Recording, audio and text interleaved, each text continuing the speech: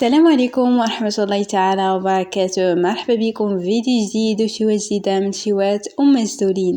نتمنى تكونوا بخير وعلى خير وانتم كتشاهدوا الفيديو ديال اليوم ان شاء الله نحضر معاكم كيكه كتجي هشيشه كتذوب في الفم بواحد المكون اللي كيخليها تجي معلكه وبواحد المذاق اللي هو لذيذ بزاف.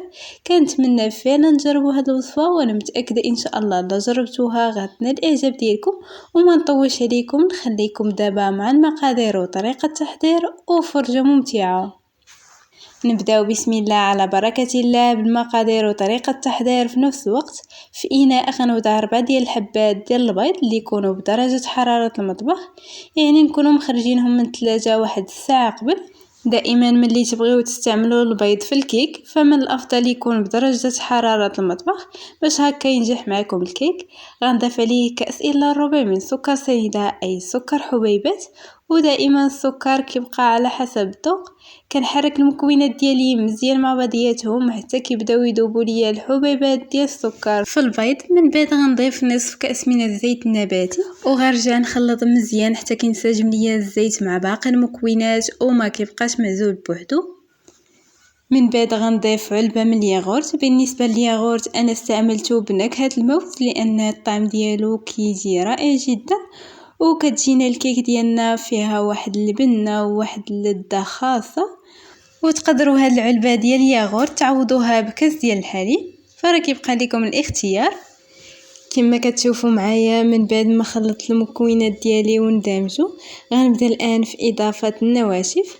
غنضيف هنايا كاس ديال الدقيق، دائما العبار بكاس ديال العنبه الاستعاء ديالو 150 ملل من السوائل، وغنضيف ايضا 2 اكياس من خميره الحلويات ما يعادل 16 غرام. وضروري ما كنغربلو الدقيق والخميره باش ما يبقاوش عندي هذوك التكتلات اولا دوك الحبيبات ديال الخميره والدقيق في الخليط ديالي. ودائما كنخلطوه من الوسط حتى كيتخلط لينا الوسط مزيان، عاد كنمشيو للجوانب بهذا الشكل هذا. وبالنسبه للكميه ديال الدقيق فراه كتبقى على حسب النوعيه ديال الدقيق اللي استعملته. كاين الدقيق اللي كيتشرب السوائل وكاين الدقيق اللي ما كيتشرب السوائل، وكذلك على حسب حجم البيض. هنايا كما كتشوفوا معايا الخليط ديالي باقي خفيف خاصو الدقيق. ضفت ليه هنايا نصف كاس من الدقيق وغنرجع نخلط مزيان.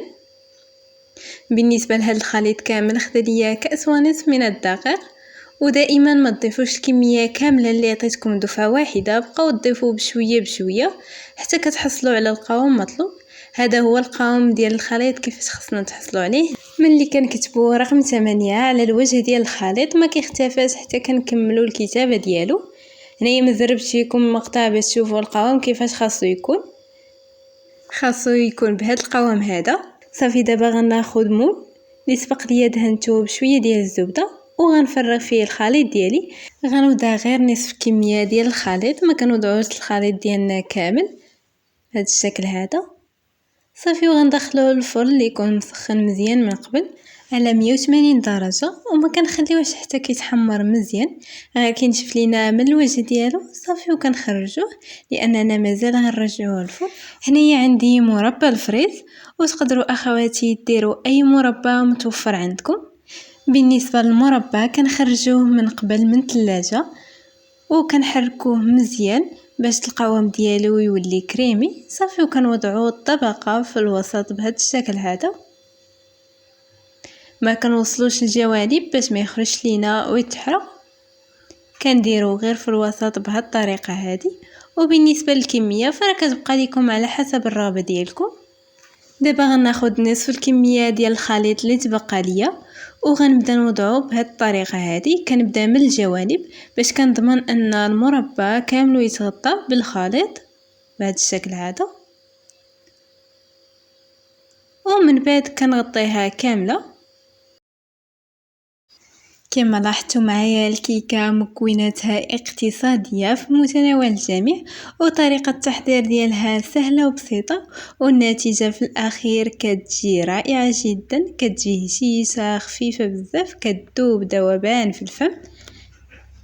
كنتمنى فعلا تجربوها وان شاء الله تنال الاعجاب ديالكم وتولي معتمده عندكم. صافي من بعد ما كنوضعوا عليها الخليط غنرجعوها للفرن مرة أخرى على 180 درجة حتى كتحمر لينا وكتاخد هاد اللون الذهبي. وبالنسبة للفرن ديال الغاز فكنشعلو عليه النار تكون متوسطة غادية المهيلة باش كيطيب لينا على خاطرو. الكيكه ديالنا من بعد ما طابت كتكون بهذا الشكل هذا كما كتلاحظوا معايا، كتاخد واحد اللون ذهبي اللي رائع بزاف. كنخليوها حتى كتبرد لينا على خاطرها، من بعد غنقلبوها. كما كتلاحظوا معايا راه كتحيد بكل سهوله، كتجي خفيفه بزاف هشيشه، كتجي رائعه جدا. وكما كتلاحظوا معايا السمك ديالها كيجي عالي، كتجي رائعه جدا. ودابا غنرجع نقلبها باش نزينها من الوجه ديالها. وبالنسبه للتزيين فراه كيبقى اختياري، تقدروا تزينوا باي حاجه متوفره عندكم، كما ممكن تخليوها غير هكاك فراه كتجي رائعه جدا. حنا غندهنها بالمربى، تزيين اللي عادي جدا، وغنرش عليها شويه ديال الكوك او جوز الهند. وكما قلت لكم تقدروا تزينوها باي حاجه متوفره عندكم، تقدروا تزينوها بكاوكاو كونكاستي او اللوز ايفيلي، فراه كيبقى لكم الاختيار. شوفوا الكيك ديالي كيفاش جات، ماشي غير رائعه، اكثر من رائعه، زوينه بزاف. والمذاق ديالها بلا ما نقول لكم، داك المربى زادها واحد اضافه اللي واعره بزاف. هنايا غنقطعها معكم باش تشوفوا الشكل ديالها من الداخل كيفاش كتجي. فراه كتجي كيكه اللي خفيفه بزاف من الداخل، وكتجي هشيشه وعاليه، والبنه ديالها كتجي رائعه. انا متاكده غتعجبكم، كتجي بنينه بزاف وخفيفه ومعلكه في نفس الوقت. كما كتلاحظوا معايا كيجي السمك ديالها عالي بزاف. كنتمنى فعلا تجربوا هاد الكيك، وانا متاكده ان شاء الله لا جربتوها غتنال الاعجاب ديالكم وغتولي معتمده عندكم. ولا كنتو اول مره كتشاهدوا القناه ديالي فمرحبا بكم والف مرحبا. اشتركوا في القناه وفعلوا زر الجرس باش دائما توصلوا بجديد الوصفات. ولا عجبتكم الوصفه ديال اليوم ما تنساونيش من البارطاج، بارطاجيو الوصفه مع الاهل والاصدقاء باش تعم فائده. وخليوا لي ايضا لايكاتكم وتعليقاتكم اللي كتشجعني بزاف، وايضا اقتراحاتكم الوصفات اللي بغيتو نحضر معكم. وهكا كنكون وصلنا لنهاية الوصفة. السلام عليكم، إلى الوصفة قادمة إن شاء الله.